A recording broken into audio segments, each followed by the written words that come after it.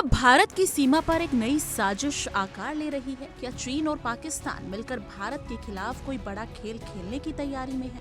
और क्या इस साजिश की भनक अब खुद भारत के विदेश मंत्री एस जयशंकर तक पहुंच चुकी है? आज की इस खबर में हम बात करने वाले हैं उस खतरे की जो कागज पर नहीं बल्कि जमीन पर उतरने की तैयारी में बताया जा रहा है। एक ऐसा खतरा जिसकी चेतावनी खुद बलूचिस्तान के एक बड़े नेता ने भारत को दी है। सवाल ये है कि क्या ये सिर्फ एक पत्र है या आने वाले तूफान का संकेत?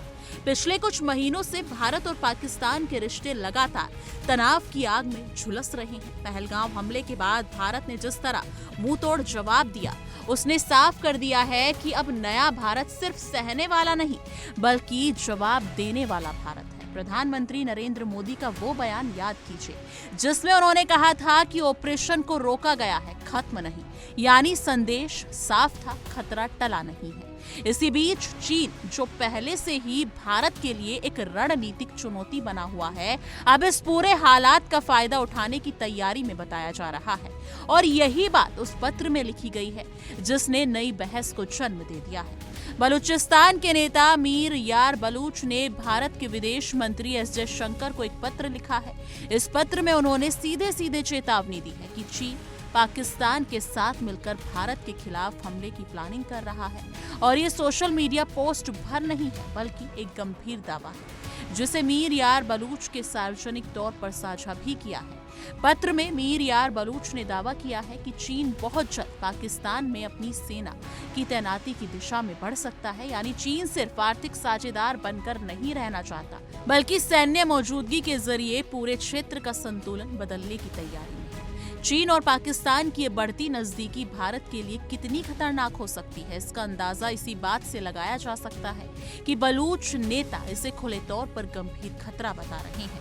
मीर यार बलूच ने अपने पत्र में सिर्फ भारत को चेताया ही नहीं बल्कि बलूचिस्तान की पीड़ा भी सामने रखी। उन्होंने लिखा कि बलूचिस्तान पिछले लगभग 80 सालों से आतंकवाद, दमन और मानवाधिकारों की गंभीर उल्लंघन का शिकार रहा है। उनका कहना है कि चीन और पाकिस्तान के समझौते, खासकर सीपीईसी जैसे प्रोजेक्ट्स, बलूचिस्तान के लोगों की सहमति के बिना थोपे गए हैं। उनका साफ कहना है कि जब तक बलूच रक्षा बलों को मजबूत नहीं किया जाएगा तब तक बलूचिस्तान की आवाज को गंभीरता से नहीं लिया जाएगा। उन्होंने दावा किया है कि आने वाले समय में चीन की सेनाएं पाकिस्तान की जमीन पर तैनात हो सकती हैं और इसका सीधा असर भारत की सुरक्षा पर पड़ेगा। अब यहाँ एक बड़ा सवाल उठता है, अगर चीन वाकई पाकिस्तान में सैन्य मौजूदगी बढ़ाता है तो इसका मतलब क्या होगा? इसका मतलब होगा कि भारत को अब सिर्फ पश्चिमी सीमा पर पाकिस्तान से नहीं बल्कि एक साथ दो मोर्चे पर सतर्क रहना पड़ेगा। लद्दाख से लेकर अरुणाचल तक पहले से ही चीन के साथ तनाव है और अगर पाकिस्तान के रास्ते चीन और ज्यादा आक्रामक होता है तो रणनीतिक चुनौती कई गुना बढ़ जाएगी। हालांकि चीन हर बार इन आरोपों को खारिज करता आया है।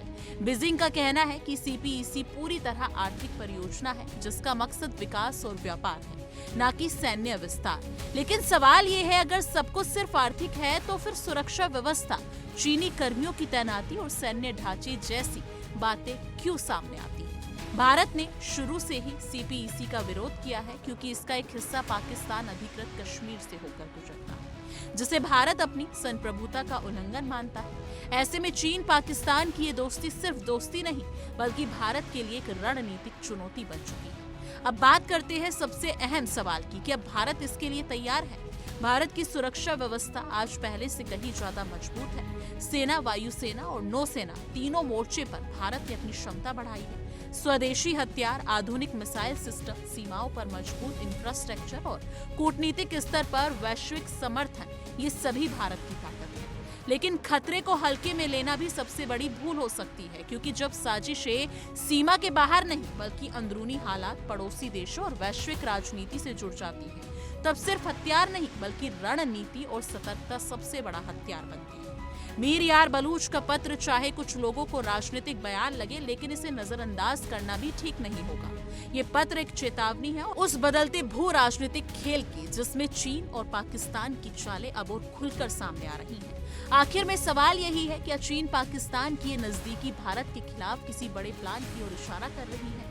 क्या आने वाले समय में दक्षिण एशिया एक और बड़े तनाव की ओर बढ़ रहा है? और क्या और क्या भारत इस हर चुनौती का जवाब देने के लिए पूरी तरह तैयार है? इन सवालों के जवाब आने वाला वक्त बताएगा, लेकिन इतना तय है कि भारत अब आंखें बंद करके भरोसा करने वाला देश नहीं रहा। हर चाल पर नजर है, हर साजिश का जवाब तैयार है। इस मुद्दे को लेकर आपकी क्या राय है? कमेंट सेक्शन में अपनी राय जरूर साझा कीजिएगा।